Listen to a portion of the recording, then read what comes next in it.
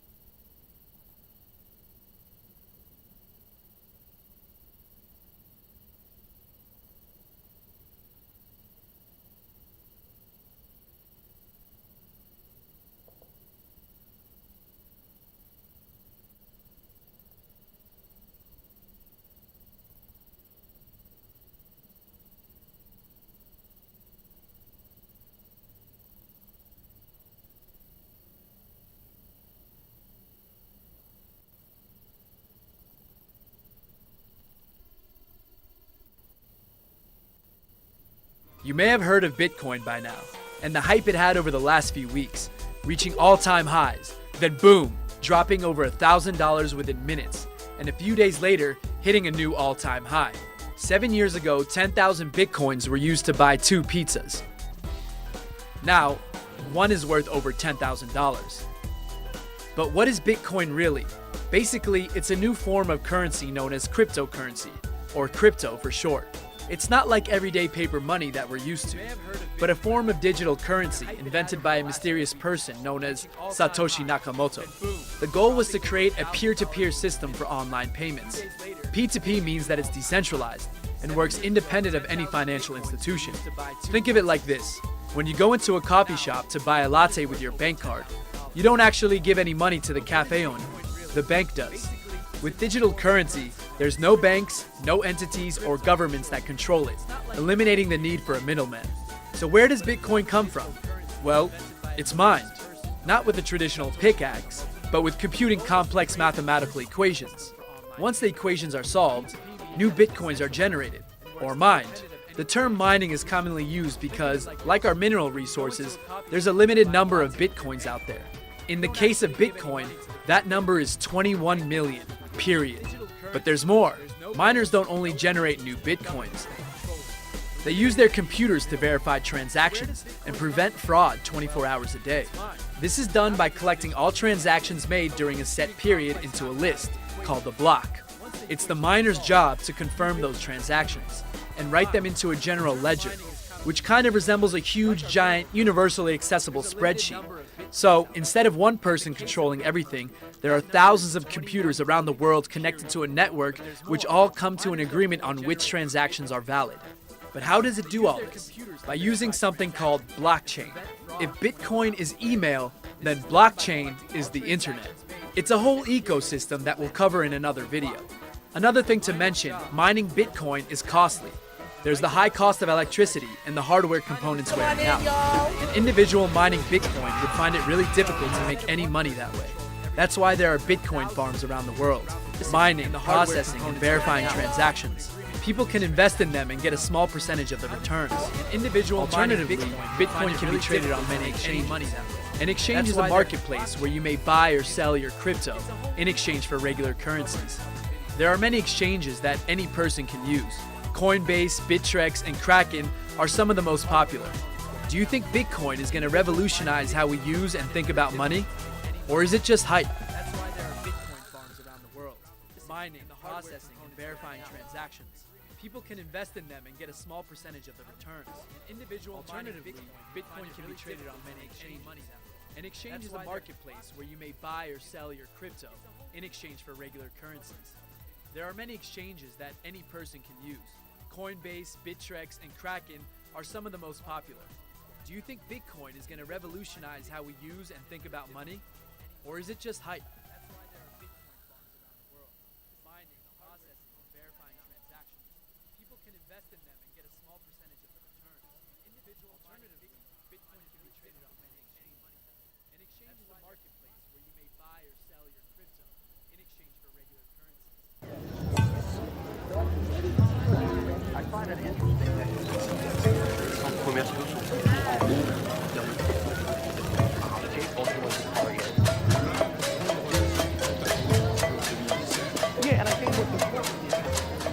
Désenvoûtement des cartes bancaires. Unbandwich credit cards. Oui, sortons notre carte bancaire. Levez ce qui vous lie à la finance. Et à présent, tenons-nous les uns les autres bancaires. par la carte bancaire. Credit cards. Tenons-nous les uns les autres. Oui, sortons notre carte bancaire. Levez ce qui vous lie à la finance. Et à présent, tenons-nous les uns les autres par la carte bancaire. Credit cards.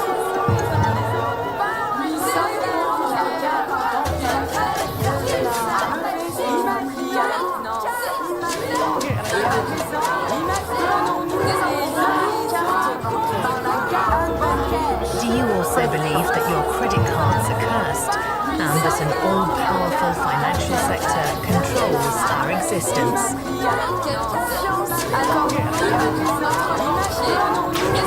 The overwhelming might of the financial sector is increasing. Do you also believe that your credit cards are on the way and that an all-powerful financial sector controls our existence?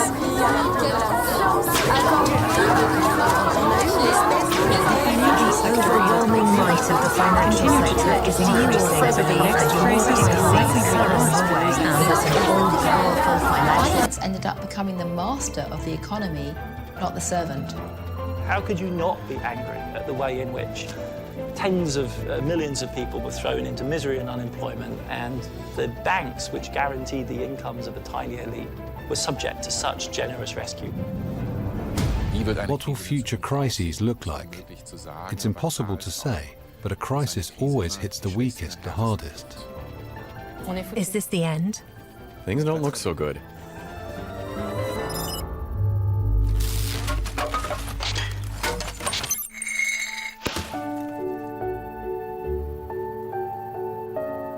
This is the story of a divorce, the end of a marriage of convenience between the financial sector and its customers, between average people and bankers. Over the last few years, trust between the two sides has declined, and they are further apart than ever. But the financial sector is still doing business as before, and its influence on the global economy continues to increase. Many believe that this imbalance is responsible for the numerous crises that plague us today. The 2007-2008 financial crisis and the austerity policies that followed, political crises that have shaken democratic societies, and the climate crisis that's now making headlines. The The financial sector controls billions of dollars, and that can have a serious negative impact on large numbers of average people. Has the financial world taken us hostage? When did politicians lose control of the financial system? And will we be able to deal with the next crisis? Let's see what sort of options are available. An alternative system is not only possible, it will be essential if we are to master the challenges that lie ahead.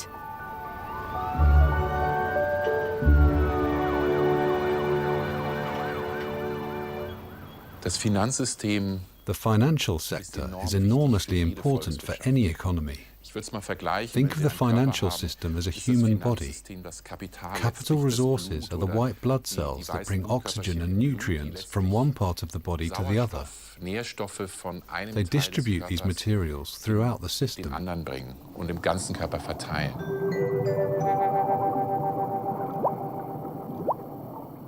Si on revient à ce que doit être la finance, une vision un peu normative, la finance... The original function of this sector was to finance a country's economy and to provide support for individuals, companies, and institutions in times of financial difficulty.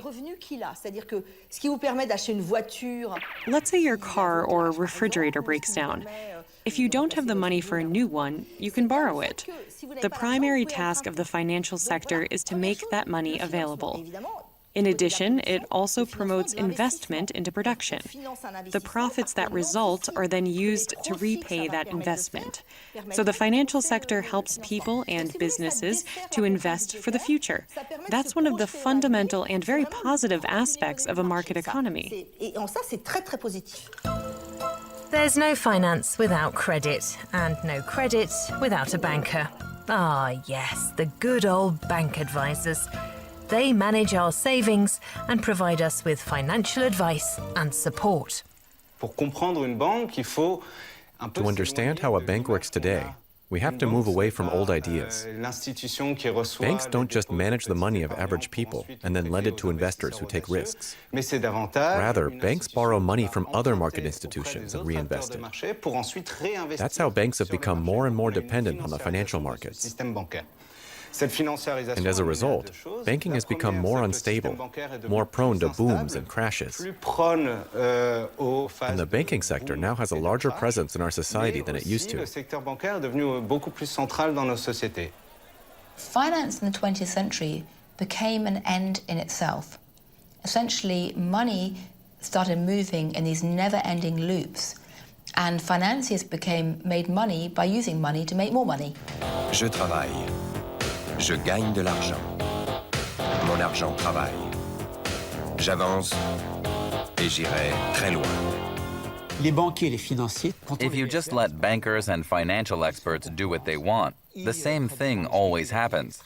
They compete with each other and take huge risks. That creates a speculative bubble. Then the bubble bursts, and banks run out of money and stop lending. Businesses and consumers can't get the loans they need. Loans are the lifeblood of the economy, and if that blood stops flowing, there will be a collapse. In other words, a financial crisis. To help prepare for future crises, it can be helpful to take a closer look at the past. The first major documented financial crisis was the so-called tulip mania in Holland during the 17th century. Tulips had recently been introduced in Europe and became quite popular. A speculative bubble developed when future contract prices for tulip bulbs went through the roof. The value of a single tulip bulb eventually reached that of, in succession, a cow, several pigs, a mansion, and finally a yacht. The speculation continued until February 1637, when the bubble burst. People figured out that it was insane to pay that much for a tulip bulb, so they stopped buying, and the price collapsed. Boom and bust cycles came and went regularly over the next several centuries, but they always followed the same pattern. A financial wizard discovers a new way to make money, a speculative bubble forms and then bursts, and a financial crisis follows. Speculation in stocks led to the Wall Street crash of October 1929, which in turn signaled the start of the Great Depression. US unemployment eventually reached nearly 25%. The president at the time, Franklin Delano Roosevelt, sought to restore confidence by regulating the financial sector, including the banks. A well-regulated financial sector will help to keep an economy stable. From the 1850s until today, there were numerous financial crises in various countries around the world, with one exception. There were almost none between 1945 and 1975. Why is that? Because all countries followed Roosevelt's example from the 1930s. They imposed regulatory measures on the banks, both at the national and at the international level. So, over a period of about 30 years, there were almost no financial crises. So everything was fine. Order was restored in the financial markets. Economies were stable and citizens could enjoy the benefits of prosperity. That is, until the global financial crisis of 2007-2008. Banks extended credit hand over fist. Politicians looked the other way. Speculative bubbles formed and then burst. What was happening in finance before 2007 was that you had a tiny tribe of specialists who controlled a technology that nobody else understood to do with the repackaging of financial instruments. And because they had sole control of this technology and this knowledge, and because they spoke a language which was completely incomprehensible to anyone else, I used to say they spoke financial Latin, like the priests in the medieval Catholic Church. And because this language and this knowledge was making them very rich, they became incredibly arrogant and incredibly dominated by what I call tunnel vision. They simply couldn't see out of their tiny little worlds and couldn't see the consequences of what they were doing. C'est la volonté des financiers. Their methods are so complicated and incomprehensible that the regulators just let them do whatever they want. Traders used a practice called securitization to sell packages of debt, including SPVs, CDOs, and CDSs.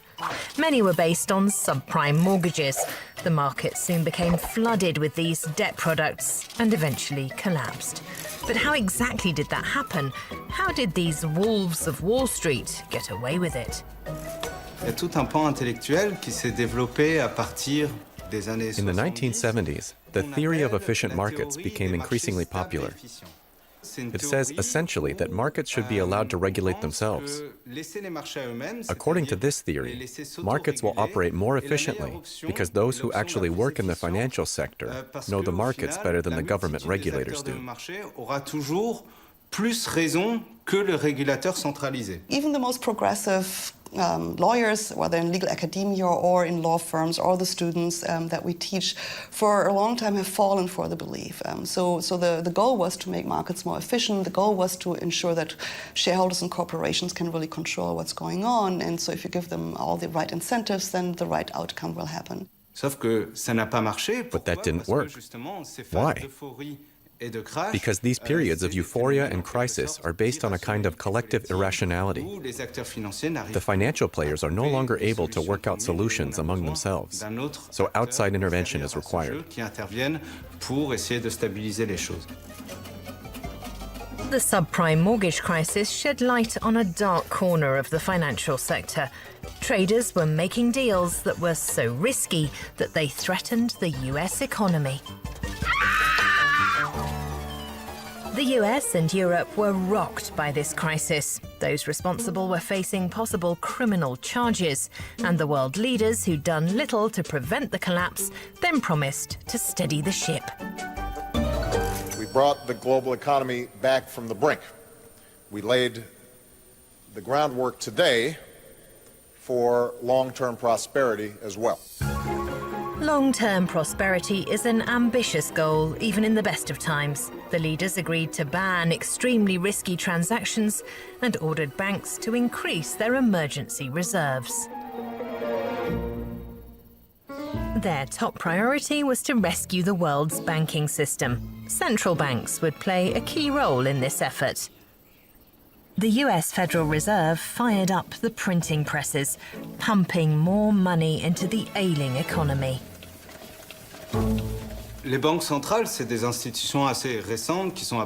Central banks in their current form have only been around since the end of the 19th century.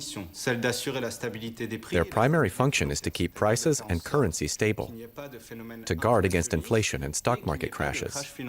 Central banks are the link between politicians and the financial system. These institutions regulate that system so that it doesn't exert too much influence on society.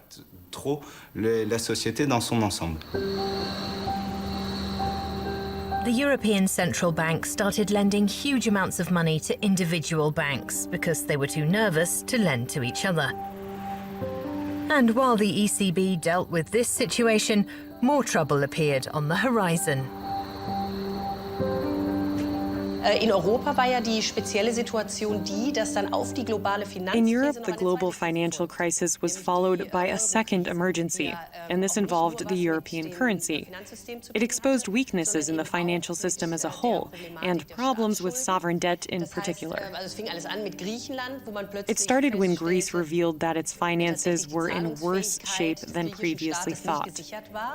This crisis spread throughout the Eurozone and raised serious questions about whether the common European currency could survive.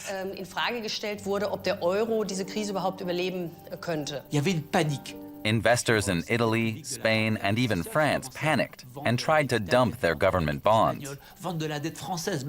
ECB President Mario Draghi then made a policy statement that would become famous.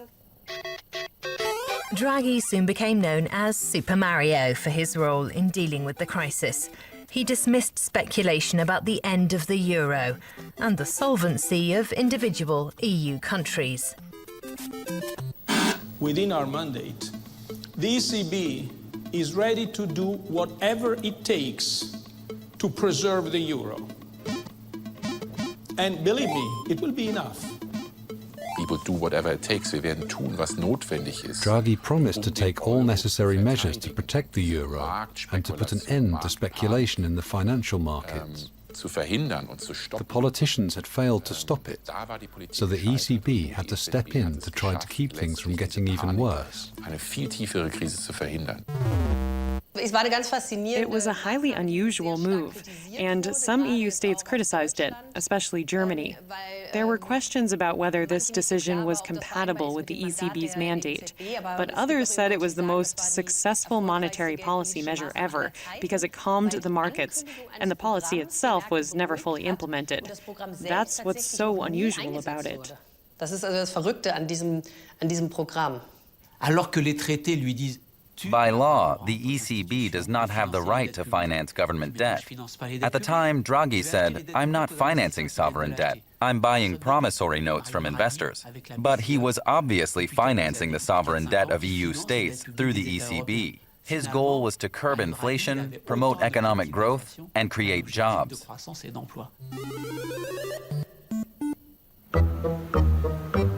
To sum it up, the central banks in Europe and the US spent huge amounts of money to bail out the banks and restore some order to the financial sector. And what was the result? Did all that new money strengthen the global economy? It did not. In fact, it did just the opposite. Government debt soared as a result of the crisis. Central bank balance sheets will never look the same again. Interest rates have plunged to zero. We have the threat of, as it were, the zombification of a large part of the corporate sector, which is being kept alive by extraordinarily low interest rates. And growth rates and growth rates have all fallen very considerably since the early 2000s and really quite dramatically since 2008. And so we're left with this deeply uneasy sense that we don't really quite understand the world that we're in. We know it isn't the apocalypse, but quite what kind of a world it is very unclear. And there are fears that a new financial crisis may strike soon because real reforms have not been imposed. There have been no major changes in the way that banks operate, and no serious changes in the structure of the financial system. So the same situation that led to the financial crisis of 2007-2008 is still in place. No one has addressed the problems caused by financial imbalances. So instead of making a fresh start, the politicians just poured more money and financial instruments into the system. The measures that were taken did not go far enough. Most important, they did nothing to address the growing divide between the financial sector and society as a whole. So now, part of that sector no longer serves society, but pursues its own interests exclusively. Elle est, pour une part d'entre elles, au service d'elle-même. Many average people feel betrayed. Their tax money helped to bail out the banks, but consumers got nothing in return. The losers are the populations of Europe and the United States, which suffered the immediate effects of the fallout, the 10 to 11 million American families that lost their homes. This is the largest forced movement of Americans since the Dust Bowl of the 1930s. And in the Eurozone, even more acutely, the millions of people who were driven into unemployment between 2008 and 2013, 2014, and where government policy really failed to respond in a way which would have enabled them to escape that. People don't realize how much the financial sector affects their lives. They may experience some aspects of it, but they don't realize how much damage a financial crisis can do. And we keep having these crises because no one wants to push through reforms. And we all pay a price for that. Why has our financial system become so unstable? We seem to have learned nothing from previous crises. The regulators seem powerless to fix things, and the next financial disaster could already be in the works. After the financial meltdown of 2007-2008, the politicians focused most of their efforts on regulating the banks. But other sectors of the economy may be on shaky ground as well. Nach der Krise wurden die Banken sehr streng reguliert. After the crisis, the authorities imposed strict regulations on the banks. This was expensive and time-consuming for the banks, so a lot of them shifted some of their transactions to non-bank institutions where there's less regulation. Da hat sich dann dieser Begriff Schattenbankensektor. This is called the shadow banking sector, but that term is misleading. These non-bank companies don't really operate in the shadows. They include insurance companies and investment funds, and they pretty much regulate themselves. A shadow financial system where traders, far from the prying eyes of regulators, buy and sell all kinds of financial products, and in broad daylight.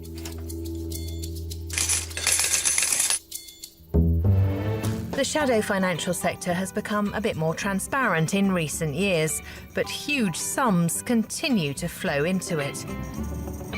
A lot of this money is parked in tax havens, which are often difficult to trace. Tax havens are opaque. No one knows how they operate or how they finance themselves. Tax havens create more risk in international finance, and that can lead to instability. One of the ironies of what's happened in the last decade is that the shadow banking sector was a crucial reason why the last financial crisis happened. And essentially, you'd think that because of that, in the years after the crisis, regulators would have shut down the shadow banks And there was some decline initially, but in reality, the shadow banks are actually in some ways becoming more, not less important. Why can't the regulators do more to rein in these financial institutions? The answer to that question is complicated. Es gibt mehrere Probleme. There are several reasons why it's so difficult to impose reforms in the European financial sector. First, financial institutions have to be able to compete on a global basis. Banks in France or Germany always keep an eye on what's happening in the US or Asia and adjust their market strategy accordingly so that they can compete effectively. And in the US, we're seeing a trend towards the easing of regulations on banks. This would allow them to take more risks, which would give them an advantage over European banks. So we need a global solution. All banks and other financial institutions should play by the same rules. The second big problem in Europe is that financial sector lobbyists have a powerful influence on the politicians. Der Finanzbranche beeinflusst wird. At the European Parliament in Brussels, there are 3 times more lobbyists than politicians.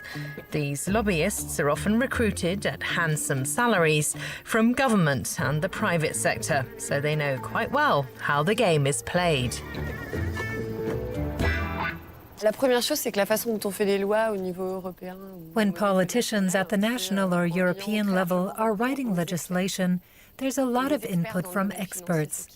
And when it comes to legislation that affects the financial sector, the experts are often people who work at banks or investment companies. Financial institutions consider themselves quite innovative. They keep coming up with new ways to make money, and they're often one step ahead of the regulators.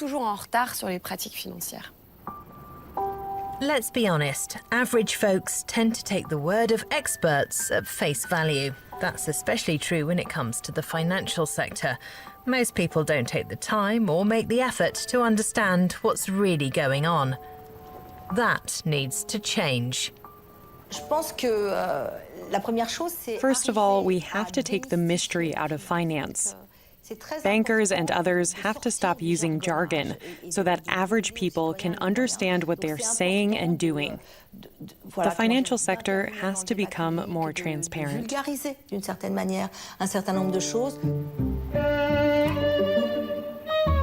Today, more and more people are taking an alternative approach to finance. They're generally opposed to the big banks, and they encourage people to learn how the system works.